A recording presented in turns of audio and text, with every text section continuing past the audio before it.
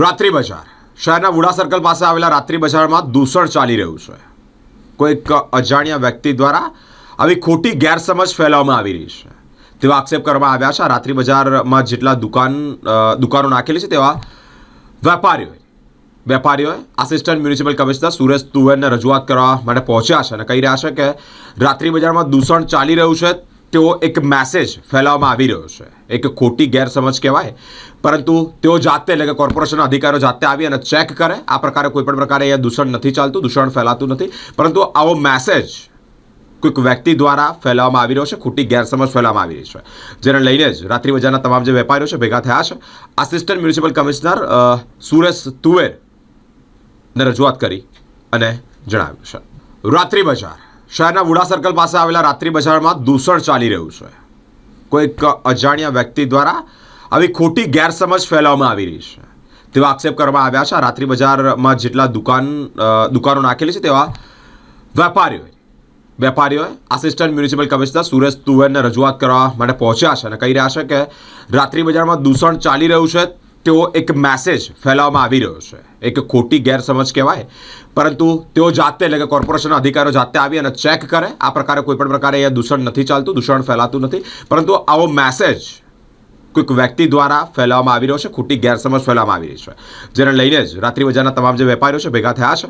Assistant municipal commissioner Suresh તુવેરને રજૂઆત કરી અને જણાવ્યું છે।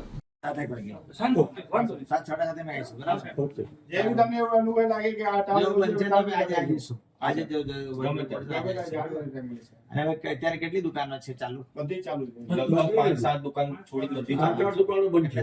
30-35 દુકાન ચાલતા તમારે બધા તમારે સ્વચ્છતા જાળવવાથી માંડીને બધું જ ઓવરઓલ જાળવવાની જવાબદારી તમારી છે।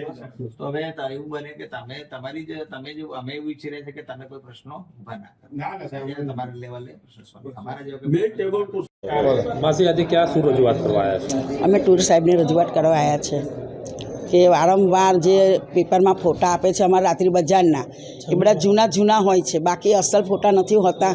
અને કોઈક દર અસલ ફોટા આવી જાય છે, પણ એવા માણસ છે રાત્રિ બજારમાં કોઈ વેપારી કે આ રાત્રિ બજારને બંધ જ કરાવવું છે, એના માટે ગમે તે બને અરજીઓ કરે છે, કંઈ ફોટા મોકલે છે બધા જૂના અને એવી કે ગંદકી છે રાત્રિ બજારમાં, દારૂ જુગાર ચરસા આમ જે કંઈ હોય, દારૂ ગાંજો એવું બધું ચાલે છે આમ તેમ। પણ મેં એમ કહું છું કે તમે એને પકડીને આપો ને, જે માણસ જાણે છે કે ભાઈ દારૂ ને આ અહીંયા ચરસ ને ગાંજો ચાલી રહ્યો છે એને તમે પકડો, કોઈ પણ દુકાનદાર હોય એને તમે પકડીને રજૂ કરીને આપો, આખા રાત્રિ બજારને હેરાન ના કરો। આમાં કેવું થાય છે કે આખી રાત્રિ બજાર હેરાન થઈ જાય, કેમ કે આ જો હવે 2 દાડા પર ફોટામાં આવ્યું ને તો તરત જ અમને દુકાનો બંધ કરાવી દીધી। અમારો એટલો બધો 20 તારીખ ને 20 તારીખે જે પેપરમાં આવ્યું ને તો તરત જ અમને રાતે દુકાનો બંધ કરાવી દીધી। બોલો ને, હા, પણ રાતે અમે અમારો ચાલુ ધંધો બંધ થયો અને ચાલુ ધંધાની અંદર અમારું એટલું બધું નુકસાન થયું કે ના પૂછે વાત। પછી બીજા દાડાથી ઘરાકી બંધ થઈ ગઈ, કેમ કે જે પેપરમાં આપે તે ઘરાકી બંધ થઈ જાય છે। અમારી માંગ એવી છે કે જે આ બધું કરતા હોય રાત્રિ બજાર વિશે એને રાત્રિ બજારમાંથી તપાસ કરો કે કોણ છે આ, અને અમે એમ જ કે તમે અમને નામ આપો કે ભાઈ આ ભાઈએ કરી અરજી, તો અમે આ બધા ભેગા થઈને એનું નિકાલ લાવીએ ને। આખું રાત્રિ બજારને હેરાન તો ના થાય ને, એક દુકાનમાં 20-25 હજારનો માલ બગડે છે ને વારંવાર આવી રીતના થાય છે, એટલે પછી અમને વિનંતી કરીએ છીએ સાહેબને કે વારંવાર આવું થાય તેને તમે તપાસ કરો, પણ અમારા રાત્રિ બજારને હેરાન ના કરો। શું નામ આપનું? લલિતાબેન સમાભાઈ રાણા। ઓકે, બોલો દાદા, શું તકલીફ પડે છે? એમને એવી તકલીફ છે સાહેબ કે એક વેપારી બધા વેપારીઓ હેરાન થાય છે, એક વેપારીના લીધે બધા વેપારીઓ હેરાન થાય છે। પણ કોણ એવો વેપારી છે કે અહીંયા એને અરજીઓ કરે છે, ફોટામાં પેપરમાં આપે છે? કેમ કે એક દુકાનવાળો વેપારીના લીધે બધા વેપારી, કોઈ સૂચન નથી। જેટલી પોતપોતાની જગ્યા છે પોતપોતાની જગ્યા અમે વાપરી છે, બહાર વાપરવા જતા નથી કે એમની દુકાને કોઈ મૂકતા નથી, તો બી એમને તકલીફ। હવે એમાં કેવું છે કે ધંધો અમારો સારો ચાલે છે, સામેવાળો ધંધો નહીં ચાલે। ધંધો સામેવાળો કેમ નહીં ચાલતો?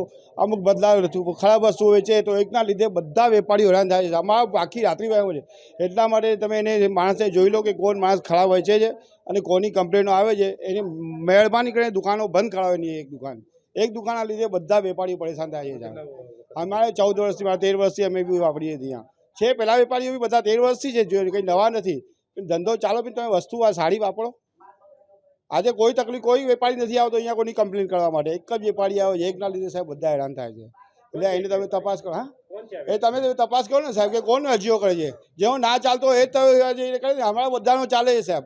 બધા ધૂમધડાઈને અમે લોકો કમાઈએ છીએ અને સારી પબ્લિક આવે છે, સારું ખાવાનું આપીએ છીએ, સર્વિસ આપીએ છીએ સારું. કોઈને કોઈ ગ્રાહકની કમ્પ્લેન નથી. કંઈક બે વખત મગજમારી થઈએ તો એ લોકોની જો મગજમારી થાય કે તમે ખરાબ વસ્તુ આપો તો ગ્રાહક મગજમારી કરવાની. અમારી કોઈ કમ્પ્લેન નથી અને કોઈ અરજી નથી. એક જ વેપારીની એક તકલીફ છે, એક વેપારીને. એક કોણ વેપારી છે તમે તપાસ કરો સાહેબ. એ બધા વેપારી તપાસ છે ને. અધિકારી કીધું અમે કાલે આવીને જોઈ લઈશું કે કેવા દબાણો છે, તમને કહીશું તો તમે હટાવી લેજો. કીધું મંજૂર છે સાહેબ. કેમ કે અમારા કમ્પાઉન્ડ છે, કમ્પાઉન્ડની અંદર છે. પોતપોતાની દુકાનની સામે ખુરશીઓ અને ટેબલો લગાવી છે. કોઈ નીચે બહાર મૂકવા જતા નથી, કમ્પાઉન્ડની બહાર જતા નહીં, કમ્પાઉન્ડની અંદર જ છે સાહેબ. તો બી આ લોકો કહે છે ને અમુક વાર દબાણ શાખા આવે છે ને બહુ ખરાબ નુકસાન કરી જાય છે. કેમ કે અમને નોટિસ ખબર નથી અને ગ્રાહકીની અસર થાય, પબ્લિક ઓછી આવે અને જાડે પેપર આવે છે. અઠવાડિયું અમારો ધંધો નહીં ચાલતો સાહેબ. 15 દિવસ અમે તકલીફમાં આવી જઈએ છીએ. નાનકભાઈ.